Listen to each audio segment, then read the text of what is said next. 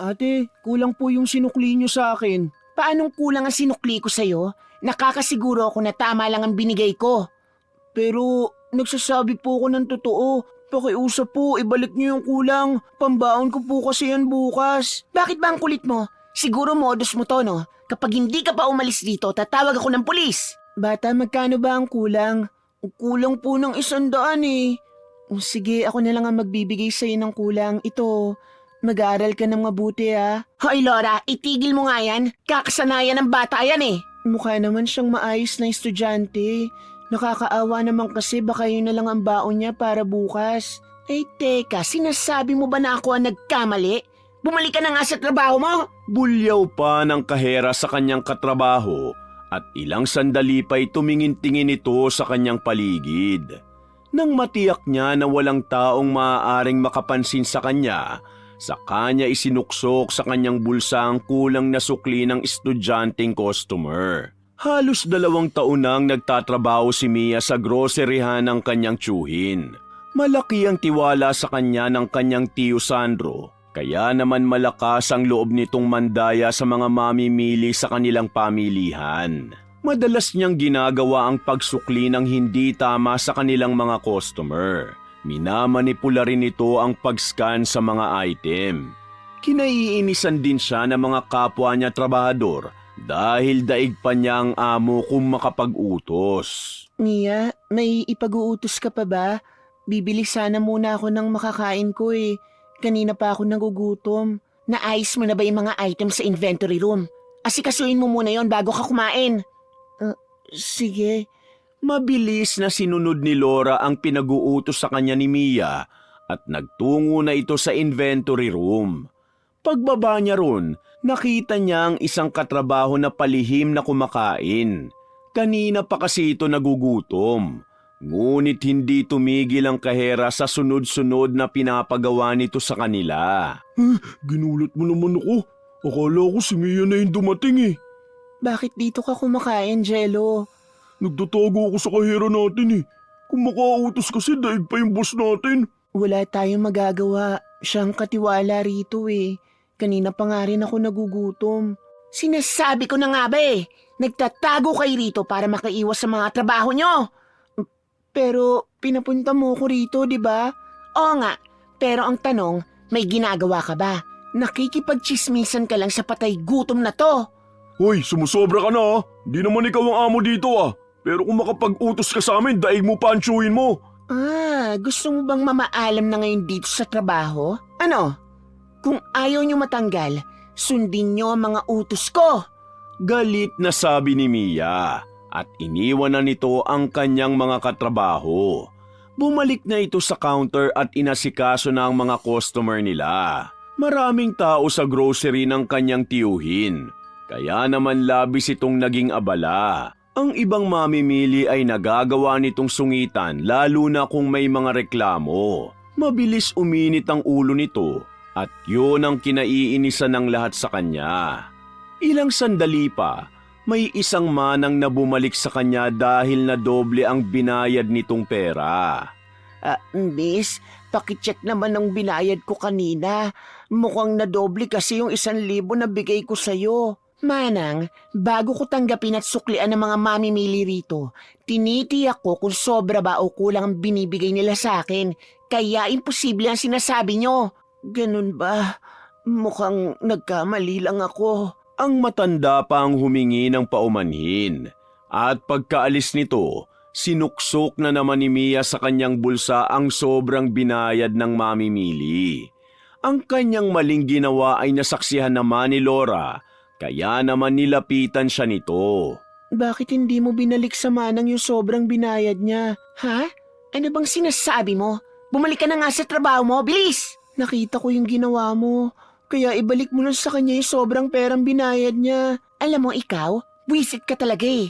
Bakit ka ba nakikialam? Buti pa magtrabaho ka na lang ng sarili mo kung ayaw mong malintikan ka sa akin. Paninindak pa ni Mia at umalis na lamang sa kanyang harapan si Laura.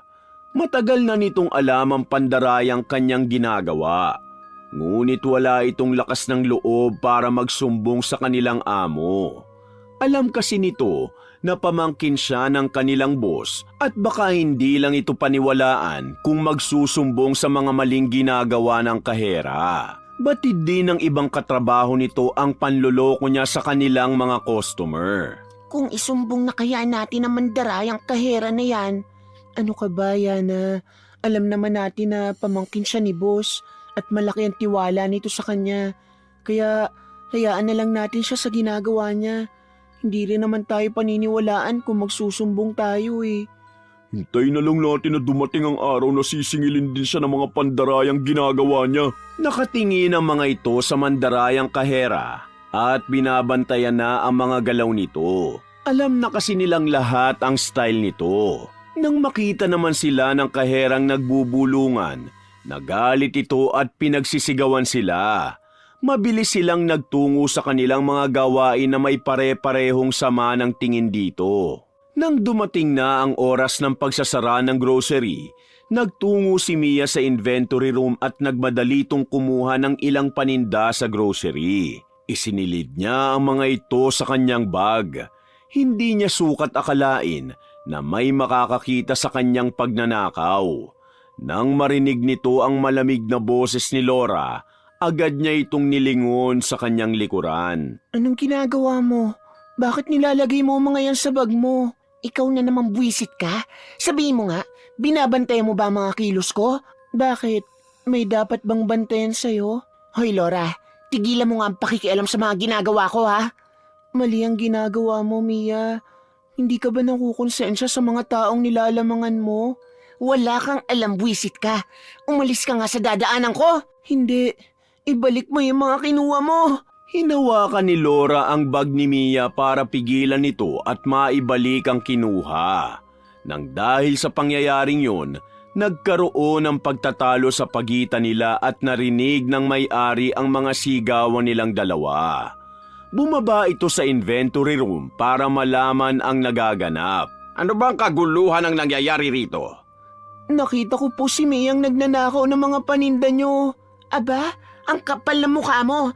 Tiyo Sandro, wag ho kayo maniwala sa magnanakaw na yan. Ang totoo niyan, bumaba ko rito sa inventory room para sana i-check ang mga item. Tapos, nakita ko si Lorang naglalagay sa bag niya ng mga paninda. Hindi totoo yan. Kasinungalingan ang mga sinasabi mo. Ikaw talaga magnanakaw. Boss Sandro, maniwala po kayo sa akin. Matagal nang nagtatrabaho sa akin si Mia. Kaya imposible na magagawa niya magnakaw sa akin. Umalis ka na rito, Laura, at huwag ka na magpapakita. Pero nagsasabi po ako ng totoo, boss. Ang pamangkin niyo magnanakaw. Tumigil ka. Umalis ka na rito, magnanakaw ka. Bago pa kami tumawag ng pulis. Mababaka sa mukha ni Laura ang matinding galit nito kay Mia. Subalit wala itong nagawa kundi umalis na lamang sa trabaho. Pagka-uwi niya naman sa kanilang bahay, nakita nito ang nangihina niyang lola. Inasikaso niya ito at naramdaman niya ang matinding init nito sa katawan. Sa labis na pag-aalala, kinuha niya ang kanyang alkansya at sinira ito. Gusto niyang dalhin sa ospital ang matanda, subalit tumatanggi ito. Bakit mo naman sinira ang alkansya mo? Akala ko ba sa December mo pa yan bubuksan? Lola, sobrang init niyo na po at nag-aalala ako sa lagay niyo. Dadaling ko na po kayo sa ospital at gagamitin ko na lang tong perang naipon ko para sa gamot niyo. Wag na po. Bubuti rin naman ang lagay ko. Umupo ka na dyan at ipaghahain na kita ng makakain mo. Lola, natanggal na po ako sa trabaho. Pero maghahanap po agad ako ng bagong mapapasukan. Laura, Apo! Huling sambit ng lola ni Laura at bigla na lamang itong bumagsak sa sahig. Nagulat ang dalaga sa pangyayaring yun. Ngunit mabilis niya itong dinala sa ospital. Binigyan siya ng doktor ng listahan ng mga gamot na kailangang bilhin para rito. Wala kasi sa pagamutan na yun ang lunas para sa karamdaman ng matanda. Subalit hindi nagkasya ang perang naipon niya. Naisip niya na may sasahurin pa siya sa dating trabaho. Kaya naman kinabukasan, agad siyang nagtungo ron. Bakit ka pa bumalik dito? May kailangan ka ba? Boss, pumasok po ako ng 5 araw kaya may sasahurin pa po ako sa inyo. Kung pwede po sana, makuha ko ngayon. Aba, ang kapal naman ng mukha mo. Pagkatapos mong pagnakawan ng grocery na ito, hihingin mo pa ang sahod mo? Wala akong ginagawang masama. Alam mo kung sino sa atin ang tunay na magnanakaw. Ay nako, kung ako sa'yo, Tio Sandro, hindi ko na ibibigay sa kanyang sahod niya. Malay ba natin na baka matagal na siyang nagnanakaw dito? Nararapat lang na bayaran niya ang mga kinuha niya. Umalis ka na, Laura. Bago pa ako tumawag ng pulis at kasuhan ka sa ginawa mong pagnanakaw. Wala ka ng sahod na makukuha pa sa akin. Pero boss, kailangan ko po ng pera ngayon. Nasa ospital po ang lola ko at kailangan mabili ang mga gamot niya. Maawa po kayo sa akin. Humahagulgol na pagmamakaawa ni Laura. Ngunit hindi siya pinagbigyan ng kanilang boss. Malungkot itong bumalik sa ospital at nakita niyang nakatakip na ng puting kumot ang kanyang lola. Hindi niya na ito naabutan pang buhay. Labis ikinalungkot ni Laura ang pagkamatay ng kanyang mahal sa buhay at ang sinisisi niya sa pangyayari ay walang iba kundi ang mandarayang kahera. Kinasusuklaman niya ang babaeng ito, kaya naman binalikan niya sa kanyang dating trabaho. Bakit nandito ka na naman? Saka, huwag mo nga akong tingnan ng ganyan ha. Para kang lalamo ng buhay. Kasalanan mo kung bakit ito nangyayari sa amin. Namatay ang lola ko dahil sa'yo. Kinasusuklaman kitang mandarayang kahera ka. Lumabas ka na nga ritong baliw ka. Kung hindi ka sana pakialamera, hindi yan mangyayari sa'yo. Ikaw ang may kasalanan kung bakit namatay ang lola mo. Nang dahil sa sinabing yon ni Mia, inatake siya ni Laura at nakalmot nito ang kanyang mukha. Mabilis naman silang inawat ng mga katrabaho nila at pinaghiwalay na dalawa. Ramdam na mga ito ang galit sa isa't isa. Kaya naman umabot na sa pisikala ng kanilang alitan. Tandaan mo ito, Mia. Hindi ako titigil hanggat hindi ako nakakaganti sa ginawa mo sa akin. Magbabayad ka rin sa pagkamatay ng lola ko. Nahihibang ka na talaga. Huwag mo akong pagbantaan dahil hindi ako natatakot sa'yo. Subukan mo lang ulit akong saktan. May kalalagyan ka na talaga sa akin. Hintayin mo lang ang hatol ko sa'yo. Sisiguraduhin ko na maghihirap ka. Bago umalis si Laura, dumura pa ito sa harapan ni Mia. Kaya naman labis itong nainsulto sa kanyang ginawa. Nang mailibing naman ang kanyang lola, inayos niya ang mga naiiwan na gamit nito. Nakita niya sa cabinet ang isang lumang kahon. May nakasulat pa sa ibabaw nito na kahit anuman daw ang mangyari ay huwag niyang susubukang buksan ito.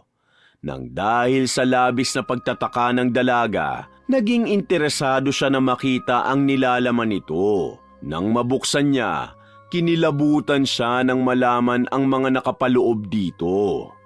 Kinuha niya ang itim na libro at binuklat ito. Hindi siya makapaniwala na aklat yun ng itim na kapangyarihan. Nalaman niya na may karunungan pala sa kulam at barang ang matanda. Naisip niyang pag-aralan ito nang sa ganon, magamit niya sa paghihiganti. Ang kanyang natutunan naman ay agad niyang isinagawa. Samantala, ang panluloko ng mandarayang kahera ay nagpatuloy hanggang sa may isang mamimili na ang naglakas loob na magsumbong sa kanyang Tio Sandro. Sandali, bakit 2 beses mo iniis ka ng isang item? Ha? Anong sinasabi mo dyan? Hindi ko ginagawa yun ha? Magsisinungaling ka pa. Kitang-kita ng mga mata ko ang maling ginagawa mo. Sino ba ang amo nyo? Ire-report kita. Anong nangyayari rito, Mia? Ikaw ba may-ari ng grocery na ito? Itong kahera mo, mandaraya. 2 beses niya iniis ka ng isang item. Tio Sandro, wala pong katotohanan ng sinasabi ng babaeng yan. Hindi ko yun magagawa, alam niyo yan. Bakit hindi natin tignan sa CCTV? Labis na kinabahan si Mia sa suwestyon na yon ng aling mamimili. Ngunit wala itong nagawa ng suriin ang kanyang tiyuhin ng CCTV. Nakita nito ang kanyang pandarayang ginagawa at nagalit ito ng husto sa kanya. Dahil doon ay hindi magawang makatingin ng mandarayang kahera sa kanyang tiyo Sandro. Malaki pa naman ang tiwala ko sa iyo, Mia. Bakit mo ito nagawa?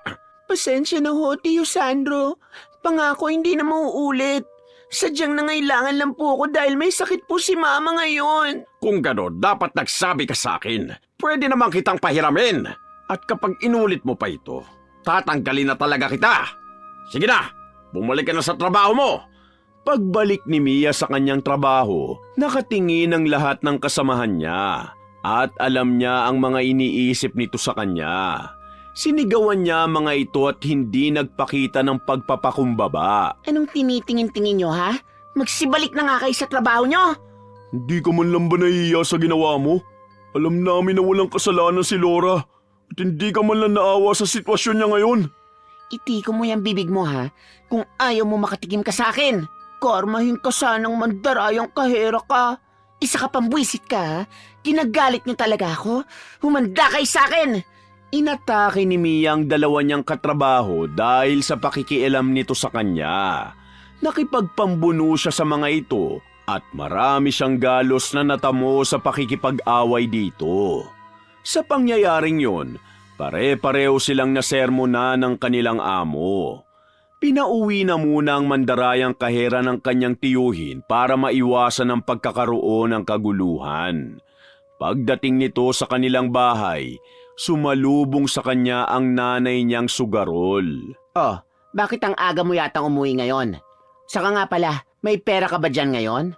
Wala na ba kayong ibang bukang bibig kundi pera na lang? Halos kabibigay ko lang sa inyo noong nakaraan ah. Huwag niyo sabihin na ubos na yon. Hoy, ayusin mo yung pananalita mo sa akin, ha? Pareho lang kayo ng tiyuhin mong mayabang. Kung palayasin kaya kita at sa kanya ka na tumira. Mama, ang gusto ko lang naman gamitin niyo sa tama yung perang binibigay ko sa inyo. Hindi yung ipansusugal niyo lang. Ang kapal na mukha mong sabihin yan sa akin? Hindi porket ikaw ang nagpapasok ng pera sa pamilya natin. May karapatan ka na magsalita ng ganyan. Batukan kaya kita, ha? Ang yabang nito. Galit na sabi ng ina ni Mia at binangga pa siya nito. Madalas nagkukulang ang perang kinikita niya. Kaya nagagawa nitong mandaya sa kanyang trabaho. Nabigyan man siya ng isa pang pagkakataon ng kanyang tiyuhin, ay hindi pa rin ito huminto sa kanyang maling ginagawa. Hanggang isang araw, habang nag-aasikaso siya ng mga mamimili, nakaramdam ito ng pananakit ng tiyan. Nakailang balik siya sa banyo dahil sa hindi maayos na pakiramdam. Maya-maya pa, nagpaalam na siya sa kanyang tiyuhin na uuwi na muna. Sinabi niya rito ang kanyang sitwasyon, kaya naman pinayagan siya na hindi muna magtrabaho. Ang paghihirap niyang yun ay mabilis na nasundan. Hindi na siya nakakapagtrabaho ng maayos dahil palaging pinagpapawisan ang kanyang mga palad. Ngunit kahit na gano'n ang kanyang nararanasan, ipinagsawalang bahala niya lang ito. Ang inaakala niyang simpleng karamdaman, naging mas matindi kalaunan. Nagkaroon ito ng mga sugat sa kamay dahilan para magpatingin na siya sa doktor. Malala na ang mga sugat mo sa kamay at apektado na ang mga tissue nito. Hindi na rin maayos ang lagay ng mga daliri mo at maaaring maputol pa ito. Ano? Pero Dok, hindi po yun maaari. Kung mawawalan ako ng mga daliri, paano pa ako makakapagtrabaho nito? Pasensya na pero yun talaga ang mangyayari sa'yo. Sa ngayon pinag-aaralan ko pa naging sanhi ng karamdaman mong ito. Labis na ikinalungkot ni Mia ang pagkakaroon niya ng malalang kondisyon. Hindi na kasi siya nakakapagtrabaho ng maayos, kaya naman pinapahinto na muna siya ng kanyang tiyo Sandro. Mia, bakit ka pa pumasok ngayon? Hindi mo naman na magagampanan na maayos ang trabaho mo dahil sa karamdaman mo. Pero Tiyo Sandro, alam niyo naman ang sitwasyon ng pamilya ko. Ako lang po nagpapasok ng pera sa tahanan namin. Sinanay mo kasi sila na umaasa lang sa'yo. Kaya hindi mo ko masisisi kung bakit ayaw kong tumulong sa nanay mo. Pasensya na talaga, Tiyo Sandro. Pero kailangan ko po talaga magtrabaho. Sana hayaan niyo ko magpatuloy dito. Pagmamakaawa ni Mia, At dahil sa awa ng kanyang tiyuhin, pinagbigyan siya nito na makapagtrabaho pa sa grocery. Ngunit ang kondisyon ay mas tumindi pa sa inaasahan. Nagkaroon na rin siya ng mga hallucinations dahilan para isipin ng iba na nababaliw na siya. Habang inaasikaso niya ang mga mamimili, bigla na lamang siyang sisigaw. Nakakarinig kasi siya ng mga bulong na nagpapagulo sa kanyang kaisipan. Pagtingin niya sa mga tao, inakala niya na pinagtatawanan siya ng mga ito. At dahil sa galit niya, pinagbabato nito ang mga pinamili ng mga customer. Labis naman na nagalit ang kanyang tiyo Sandro. Bakit niyo ako tinitingnan na masama at pinagtatawanan? Ano ba sinasabi mo dyan? Wala naman kaming ginagawa sa'yo. Nababaliw ka na yata eh. Hoy, itigil mo yung pagwawala mo ha. Natatakot sa'yo yung mga customer natin. Tumigil ka na, Yana. Alam kong sinisiraan mo ko dahil gusto mong agawin ang trabaho ko. Akala mo ba hindi ko alam na gusto mo rin maging kahera? Pero sorry ka dahil akin lang ang posisyon ko. Tuluyan ka na yatang nawala sa sarili mo. Tignan mo nga yung sarili mo. Nakakaawa na ang kondisyon mo. Baka karma na yan sa pagiging mandarayang kahera mo. Isa ka pa, Jello. Pare-pareho lang kayong tatlo nila, Laura. Mga pakailamero at pakailamera. Mga buwisit kayong lahat. Ano nangyayari rito? Bakit nagkalat ang mga paninda? Yung kahera niyo, boss, mukhang nasisiraan na ng bait. Pinagbabato niya yung mga pinamili ng mga customer natin. Ano na naman ba ito, Mia? Sumunod ka nga sa akin at kakausapin kita. Bulyaw na sabi ni Tio Sandro at sumunod naman sa kanya si Mia. Kinausap siya nito at sinabi sa kanyang kailangan na siyang tanggalin sa trabaho. Hindi na kasi nagiging maayos ang lagay niya. Napansin din ng kanyang tiyuhin ang pagbaba ng kita ng grocery. Hindi na kasi dinudumog ng mga mamimili ang kanilang pamilihan dahil sa hindi maayos na pagtrato ng mandarayang kahera sa kanilang mga customer. At patuloy pa rin niyang ginagawa ang kanyang panlalamang sa kapwa. Tio Sandro, nakikiusap ako. Huwag niyo ho akong tanggalin sa trabaho. Pangako, magbabago na po talaga ako. Pasensya ka na, pero kailangan ko itong gawin. Naapektuhan na ang negosyo ko sa karamdaman mo. Nagpasya ako na siya na ang papalit sa trabaho mo at si Jello naman ang mangangasiwa sa inventory room. Pinagtutulungan ako ng dalawang yan, Tio Sandro. Kaya madalas ko silang makaaway. Dapat tanggalin niyo rin silang dalawa. Tumigil ka na. Magpahinga ka na lang muna sa bahay nyo. Saka nga pala, subukan mo magpatingin sa albularyo. Baka matulungan ka niya sa karamdaman mo. Labis na nalungkot si Mia sa pagkakatanggal niya sa trabaho at umiiyak siyang umalis sa grocery. Habang naglalakad siya pauwi sa kanila, nakasalubong niya si Laura. Tinitigan niya ito ng masama at bahagya siyang nakaramdam ng takot. Bakit ganyan ka makatingin sa akin? Gusto mo bang tusukin ko yung mga mata mo? Masama pa rin ang ugali mo kahit may karamdaman ka na. Kinakarma ka sa mga pandaraya at kasinungalingan mo. Nakakaawa kang tignan, pero nararapat lang yan sa'yo. Tumigil ka! Kung ayaw mong dumapo sa mukha mo itong palad ko, umalis ka nga sa dadaanan kung buwisit ka! Hinayaan na lamang ni Laura si Mia at hindi na siya nagsalita pa.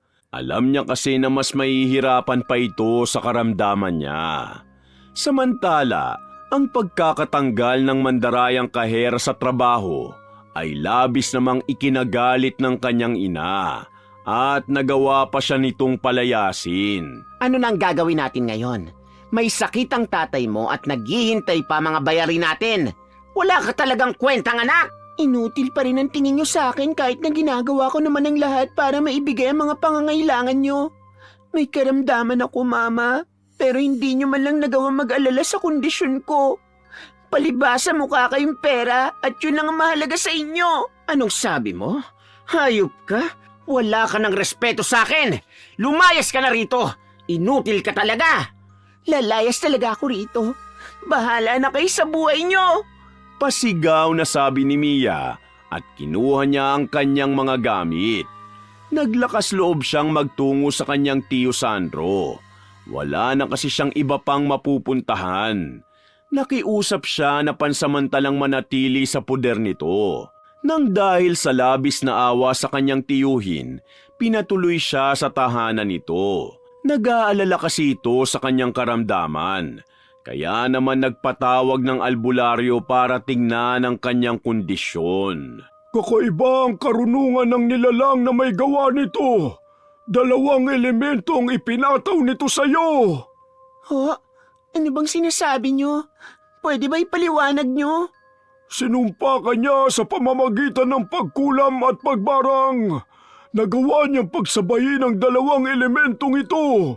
Pasensya na pero wala akong magagawa para kontrahin ang karunungan niya. Kung ganun, ano na mangyayari? Sino ba kasi ang hayop na may gawa nito sa akin? Malilintigan talaga siya sa akin. Walang ibang gagawa nito kundi ang taong may matinding galit sa'yo. Napaisip si Mia sa sinabi ng albularyo at sumagi sa kanyang isipan si Laura.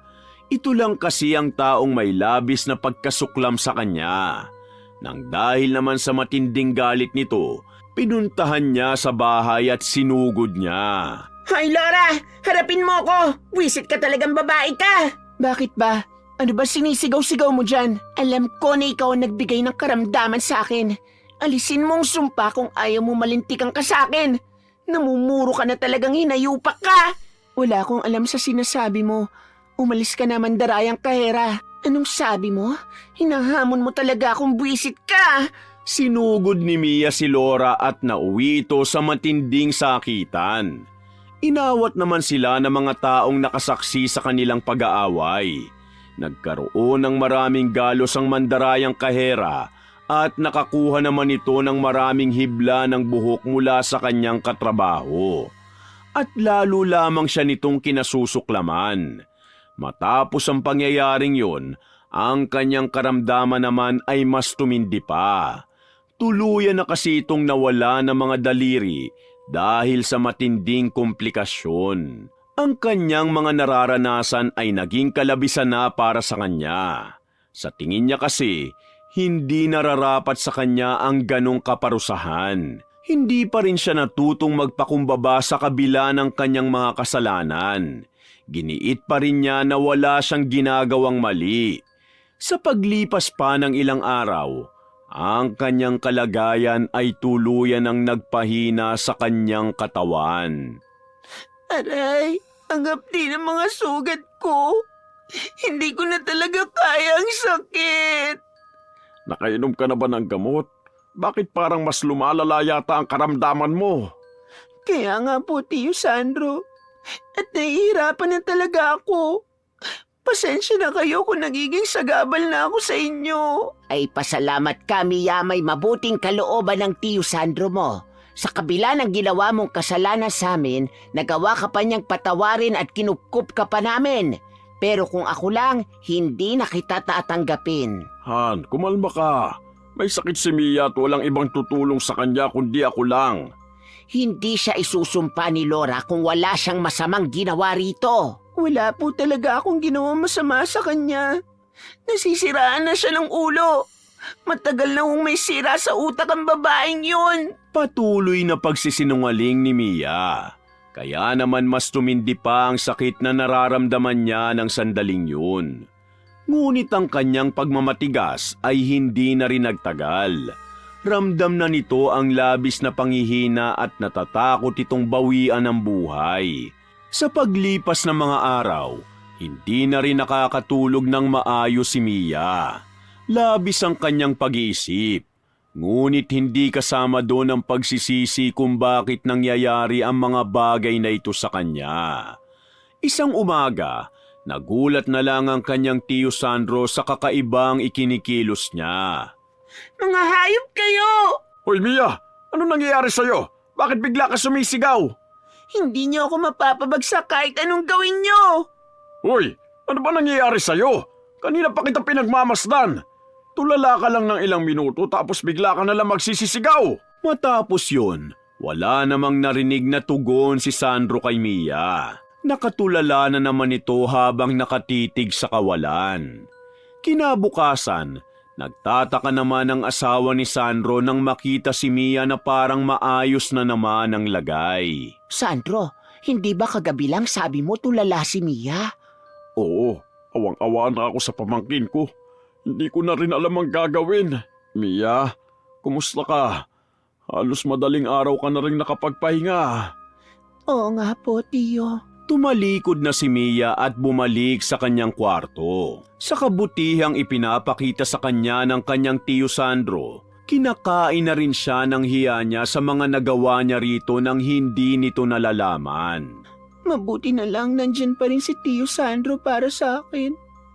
Hindi niya ako pinababayaan sa kabila ng mga nagawa ko. Hindi ko rin naman ginusto na dayain ng mga customer noon. At ganun din siya sa groceryng pagmamay-ari niya. Dala lang ng pangangailangan namin yun ni Nanay.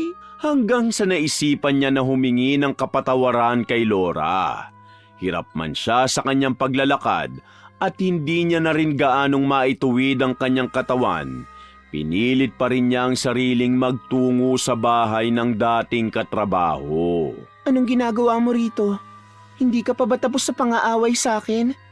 Hindi ako pumunta rito para makipag-away. Kundi hingin ko ang kapatawaran mo, Laura. Nagsisisi na ako sa nagawa kong kasalanan sa'yo. Hindi ka nararapat sa kapatawaran ko. Kaya umalis ka na, Mia.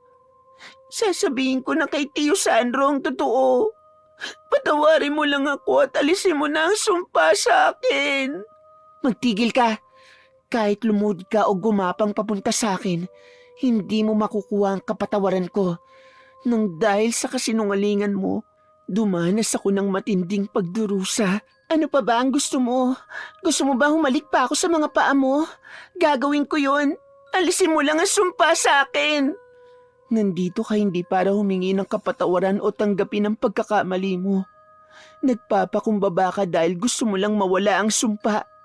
Hindi ka pa rin nagbabago. Hindi ko makita sa mga mata mo ang pagsisisi. Kaya magdudusa ka talaga sa karamdaman mo. Buwisit ka talagang babae ka! Galit na sabi ni Mia at nainsulto ito nang pagsarahan siya ng pintuan ni Laura. Nagpasya na lamang itong umuwi. Sa gitna naman ng kanyang paglalakad, nakita naman ito sina Yana at Jello. Dumura siya sa harapan ng mga ito upang ipakita ang pagkasuklam niya rito. Masama pa rin ang ugali mo sa kabila ng karamdaman mo. Kaya nga siya kinakarma kasi bukod sa pagiging mandarayang kahera, magaspang pa ang ugali. Nang dahil sa inyong dalawa kung bakit naalis ako sa posisyon ko. May araw din kay sa akin, Jello at Yana. Sa tingin mo ba masisindak mo pa kami ngayon? Tingnan mo nga yung sarili mo, nakakaawa ka. Tara na nga, Jello, at huwag na natin pag-aksaya ng oras sa mandarayang kaherang yan. Kinuyom ni Mia ang kanyang mga palad dahil sa matinding galit nito sa kanyang mga katrabaho. Gusto man niyang saktan ang mga ito, subalit mahina na talaga ang kanyang katawan. Hindi na niya nagawang makahakbang pa at bigla na lamang siyang bumagsak. May mga taong nagmalasakit sa kanya at dinala siya sa pagamutan. Nang malaman ng tiyuhin niya ang nangyari sa kanya, agad siya nitong pinuntahan. Tanging ang Tiyo Sandro na lamang niya ang nagbibigay ng kalinga sa kanya. Nagawa pa nga nitong puntahan ang kanyang ina para matulungan siya sa kanyang karamdaman. Wala ka na ba talagang pakialam sa anak mo, ate? Nakaratay na siya sa ospital ngayon. Hindi mo man lang ba siya pupuntahan? Pwede ba umalis ka na? Ikaw na ang tinuturing niyang magulang. Kaya ikaw nang bahala sa kanya. Ate, nagawa niyang mandaya dahil sa matinding pangangailangan niyo. Hindi ka ba naaawa sa anak mo? Hoy Sandro, kahit kailan hindi niya ako nagawang galangin, kaya bakit ako maaawa sa kanya? Umalis ka na nga. Nakakastorbo ka sa pagsusugal ko. Labis na nalungkot si Tiyo Sandro nang hindi nito makumbinsi ang ina ni Mia.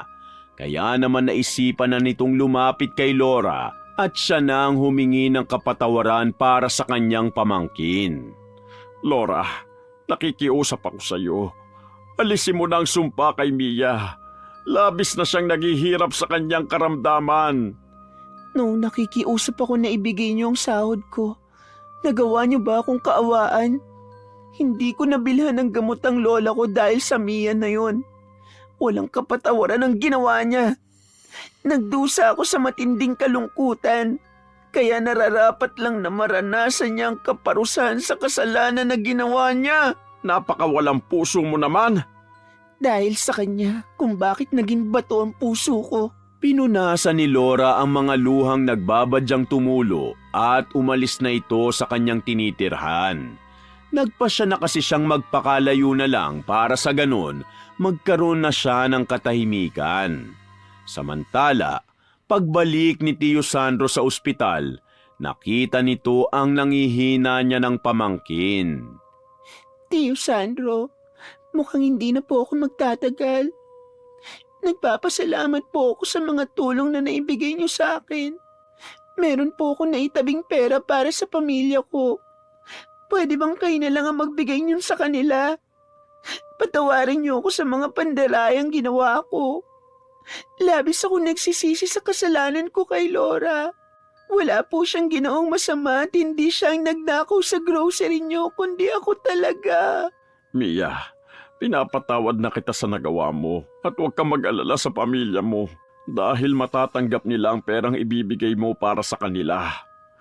Magpahinga ka na kung napapagod ka na. Maraming salamat, Tio Sandro. Dahan-dahan na ipinikit ni Mia ang kanyang mga mata at bumagsak pa ang ilang patak ng mga luha nito bago siya tuluyang bawian ng buhay. Ang paggawa ng hindi mabuti sa kapwa ay magdudulot ng kalabisang parusa. Dahil sa mga maling nagawa ni Mia, nagresulta ito ng matinding paghatol sa kanya. Wakas! Ate, kulang po yung sinukli.